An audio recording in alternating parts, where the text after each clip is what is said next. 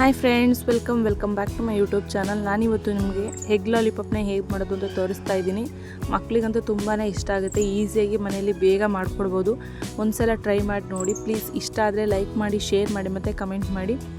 ಈಸಿಯಾಗಿಯೇ ಮನೆಯಲ್ಲಿ ಕಮ್ಮಿ ಪದಾರ್ಥಗಳನ್ನ ಬಳಸ್ಕೊಂಡು ಎಗ್ ಲಾಲಿಪಾಪ್ನ ಹೇಗೆ ಮಾಡೋದು ಅಂತ ನಾನು ನಿಮ್ಮ ಜೊತೆ ಶೇರ್ ಮಾಡ್ಕೊತಾ ಇದ್ದೀನಿ. ಬನ್ನಿ ಹೇಗೆ ಮಾಡೋದು ಅಂತ ನೋಡೋಣ. ಇವಾಗ ಮೊದಲಿಗೆ ನಾನು ಒಂದು 4 ಮೊಟ್ಟೆನ ಬೇಯಕ್ಕೆ ಇಟ್ಕೊತಾ ಇದ್ದೀನಿ. ನೀರಲ್ಲಿ ಚೆನ್ನಾಗಿ ಬೇಯಿಸ್ಕೊಬೇಕು. ಅದನ್ನು ಬೇಯಿಸಿ ಸಿಪ್ಪೆನ ಇಟ್ಕೊಬೇಕು. ಅದಕ್ಕೆ ಒಂದು 4 ತೊಗೊಂಡಿದ್ದೀನಿ. 4 ತೊಗೊಂಡ್ರೆ ಒಂದು 10ರಿಂದ 15 ಎಗ್ ಲಾಲಿಪಾಪ್ ಆಗುತ್ತೆ. ಅಂದರೆ ಮೀಡಿಯಮ್ ಸೈಜಲ್ಲಿ ಉಂಡೆನ ಮಾಡಿಕೊಂಡ್ರೆ. ನೆಕ್ಸ್ಟ್ ನಾನು ಮಸಾಲೆಗಳನ್ನ ತೊಗೊಳ್ತಾ ಇದ್ದೀನಿ. ಗರಂ ಮಸಾಲ ಮತ್ತು ಚಿಲ್ಲಿ ಪೌಡರು ಮತ್ತು ಅರಿಶಿನ ಮತ್ತು ಉಪ್ಪು ತೊಗೊಂಡಿದ್ದೀನಿ. ಮತ್ತು ಸಣ್ಣ ಕಟ್ ಮಾಡಿ ಇಟ್ಕೊಂಡಂಥ ಈರುಳ್ಳಿ, ಹಸಿಮೆಣ್ಸಿನ್ಕಾಯಿ ಮತ್ತು ಬೆಳ್ಳುಳ್ಳಿ, ಸ್ವಲ್ಪ ಶುಂಠಿ, ಕೊತ್ತಂಬರಿ ಸೊಪ್ಪು ಮತ್ತು ಕಾರ್ನ್ಫ್ಲೋರ್ನ ತೊಗೊಂಡಿದ್ದೀನಿ. ನೋಡಿ, ಇಷ್ಟು ಐಟಮ್ಸ್ಗಳು ಬೇಕು ಎಗ್ ಲಾಲಿಪಾಪ್ನ ಮಾಡೋಕ್ಕೆ. ಇವಾಗ ನೆಕ್ಸ್ಟು ಬೇಯಿಸಿರೋ ಅಂಥ ಮೊಟ್ಟೆನಿಗೆ ಸಿಪ್ಪೆ ಎಲ್ಲ ತೆಗೆದು ಇಟ್ಕೊಳ್ಳೋಣ. ನಿಮಗೆ ಜಾಸ್ತಿ ಲಾಲಿಪಾಪ್ ಬೇಕಂದರೆ ನೀವು ಒಂದು 5ರಿಂದ 6 ಮೊಟ್ಟೆಗಳನ್ನ ಬೇಯಕ್ಕೆ ಇಟ್ಕೊಬೋದು. ನನಗೆ ಸ್ವಲ್ಪ ಸಾಕು, ಒಂದು 10ರಿಂದ 15 ಆಗಷ್ಟು ಸಾಕು. ಅದಕ್ಕೆ 4 ಮೊಟ್ಟೆನ ಇಟ್ಕೊತಾ ಇದ್ದೀನಿ. ಇವಾಗ ಅದ್ರದ್ದು ಸಿಪ್ಪೆ ಎಲ್ಲ ತೆಗೆದು ಅದನ್ನು ತುರ್ಕೊಬೇಕು. ಅಂದರೆ ಸಣ್ಣದಾಗಿ ಅದನ್ನು ಕಾಯೆಲ್ಲ ತುರಿತೀವಲ್ವ ಅದರಲ್ಲೇ ಚೆನ್ನಾಗಿ ತುರ್ಕೊಬೇಕು. ಫುಲ್ 4 ಮೊಟ್ಟೆನೂ ಸಣ್ಣದಾಗಿ ಅದನ್ನ ತುರ್ಕೊಳ್ಳೋಣ. ಇವಾಗ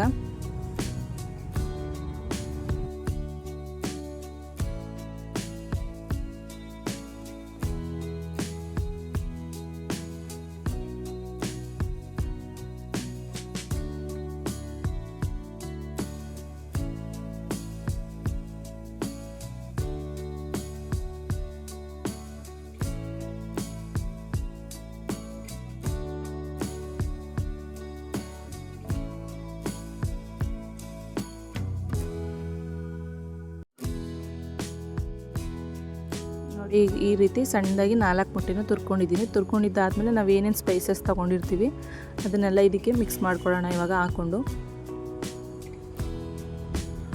ಚಿಕ್ಕದಾಗೆ ಕಟ್ ಮಾಡ್ಕೊಳ್ಳಿ. ಎಲ್ಲನೂ ಆದಷ್ಟು ಎಷ್ಟು ಚಿಕ್ಕದಾಗುತ್ತೆ ಅಷ್ಟು ಸಣ್ಣದಾಗಿ ನೀವು ಅದನ್ನು ಕಟ್ ಮಾಡ್ಕೊಂಡ್ರೆ ಒಳ್ಳೆಯದು.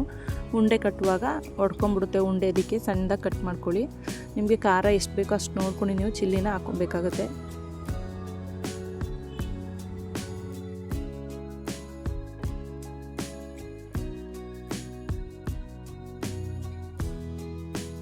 ರುಚಿಗೆ ಎಷ್ಟು ಬೇಕೋ ಅಷ್ಟು ಉಪ್ಪನ್ನ ಹಾಕ್ಕೊಂಡು ಕಾರ್ನ್ಫ್ಲೋರ್ನ ಹಾಕ್ಕೊಂಡು ಇವಾಗ ಚೆನ್ನಾಗಿ ಮಿಕ್ಸ್ ಮಾಡಬೇಕು. ಅದನ್ನು ಯಾವ ರೀತಿ ಆಗಬೇಕಂದ್ರೆ ನಾರ್ಮಲ್ ಒಂದು ಗೋಧಿ ಹಿಟ್ಟನ್ನು ನಾವು ಯಾವ ರೀತಿ ಚಪಾತಿ ಹಿಟ್ಟನ್ನು ಅದಕ್ಕೆ ಕಲಿಸ್ತೀವಿ ಅಷ್ಟು ಚೆನ್ನಾಗಿ ನೀವು ಅದನ್ನು ಕಲಿಸ್ಕೊಬೇಕು. ಚೆನ್ನಾಗಿ ಅದನ್ನು ಮಿದುಗಿಸಿ ಚೆನ್ನಾಗಿ ಕಲಿಸಿದ್ರೆ ಅದೊಂದು ಅದಕ್ಕೆ ಬರುತ್ತೆ. ಆವಾಗ ಈ ರೀತಿ ರೌಂಡ್ ಶೇಪ್ ಮಾಡ್ಬೋದು, ಉಂಡೆನ ಕಟ್ಬೋದು. ಆ ರೀತಿ ನೀವು ಅದನ್ನು ಚೆನ್ನಾಗಿ ಕಲಿಸ್ಬೇಕು. ನೋಡಿ, ಈ ರೀತಿ ಕಲಿಸಿದ್ರೆ ಉಂಡೆನ ಕಟ್ಕೊಬೋದು.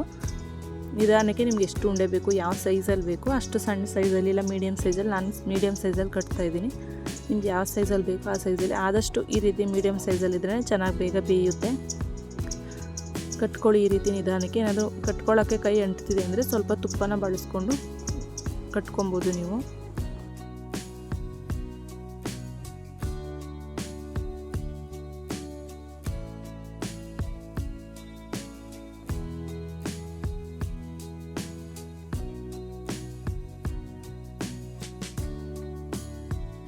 ಇವಾಗ ಒಂದು ಬಾಣಲಿಗೆ ಆಯಿಲ್ನ ಬಿಸಿ ಮಾಡೋಕ್ಕೆ ಇಡ್ತಾಯಿದ್ದೀನಿ. ಮೀಡಿಯಮ್ ಫ್ಲೇಮಲ್ಲೇ ಇಟ್ಕೊಳ್ಳಿ. ಜಾಸ್ತಿ ಉರಿ ಇಟ್ಕೊಬೇಡಿ, ಸೀದೋಗ್ಬಿಡುತ್ತೆ. ಅದಕ್ಕೆ ಮೀಡಿಯಮ್ ಫ್ಲೇಮಲ್ಲೇ ಎಣ್ಣೆನ ಚೆನ್ನಾಗಿ ಕಾಯಿಸಿ ಇಟ್ಕೊಂಡು ನೆಕ್ಸ್ಟ್ ನಾವು ಇವಾಗ ಮಾಡಿ ಇಟ್ಕೊಂಡಿರೋಂಥ ಉಂಡೆಗಳನ್ನ ತುಪ್ಪದಲ್ಲಿ ಅದ್ದಬೇಕು. ತುಪ್ಪ ನೀಟಾಗಿ ಆ ಉಂಡೆಗೆ ಫುಲ್ ಆಗಬೇಕು. ಆ ರೀತಿ ಅದ್ದಿ ಇಲ್ಲಿ ಬ್ರೆಡ್ದು ಪೌಡರ್ ಇಟ್ಕೊಂಡಿದ್ದೀನಿ. ನಾರ್ಮಲ್ ಬ್ರೆಡ್ ಪೌಡರ್ನೇ ಪುಡಿ ಮಾಡಿ ಇಟ್ಕೊಂಡಿದ್ದೀನಿ.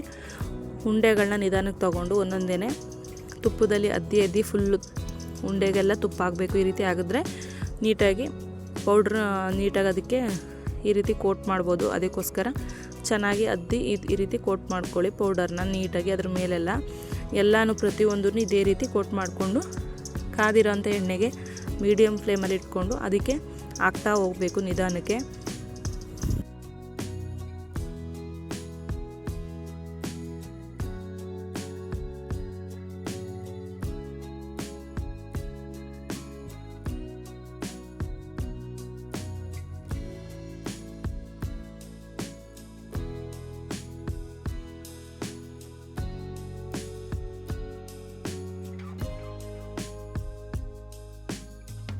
ನೋಡಿ, ಈ ರೀತಿ ನಿಧಾನಕ್ಕೆ ಒಂದೊಂದೇ ಬಿಡ್ತಾ ಹೋಗಿ. ಲೋ ಫ್ಲೇಮಲ್ಲೇ ಇಟ್ಕೊಂಡಿರಿ ಆದಷ್ಟು, ಇಲ್ಲಾಂದರೆ ಹಾಳಾಗೋ ಸಾಧ್ಯತೆ ಇರುತ್ತೆ, ಜಾಸ್ತಿ ಬೇಗ ಸಿದ್ದೋಗುತ್ತೆ. ಗೋಲ್ಡನ್ ಬ್ರೌನ್ ಬರೋವರೆಗೂ ಅದನ್ನು ಚೆನ್ನಾಗಿ ರೋಸ್ಟ್ ಮಾಡಿ ಎತ್ತಿದ್ರೆ ಎಗ್ ಲಾಲಿಪಾಪ್ ರೆಡಿ ಆಗುತ್ತೆ. ಅದಕ್ಕೆ ಸ್ವಲ್ಪ ಸಾಸ್ನ ಯೂಸ್ ಮಾಡಿಕೊಂಡ್ರೆ ಸೂಪರಾಗಿರುತ್ತೆ, ಮಕ್ಳಿಗಂತೂ ತುಂಬಾ ಇಷ್ಟ ಆಗುತ್ತೆ.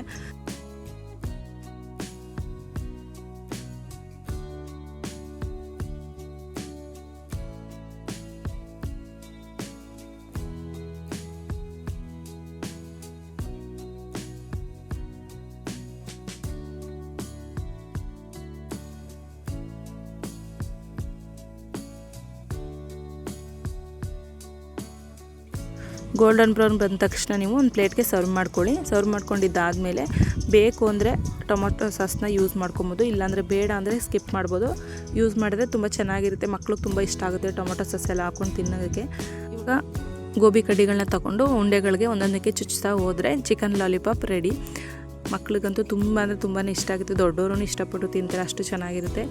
ನೋಡಿ ಒಂದ್ಸಲ ಟ್ರೈ ಮಾಡಿ ನೋಡಿ ಮನೇಲಿ. ಇಷ್ಟ ಆದರೆ ಲೈಕ್ ಮಾಡಿ, ಕಮೆಂಟ್ ಮಾಡಿ, ಶೇರ್ ಮಾಡಿ. ಹೊಸದಾಗಿ ಯಾರಾದರೂ ನನ್ನ ಚಾನಲಲ್ಲಿ ನೋಡ್ತಾ ಇದ್ದರೆ ಪ್ಲೀಸ್ ಸಬ್ಸ್ಕ್ರೈಬ್ ಮಾಡಿಕೊಂಡು ವಿಡಿಯೋನ ನೋಡಿ ಅಂತ ಕೇಳ್ಕೊತೀನಿ.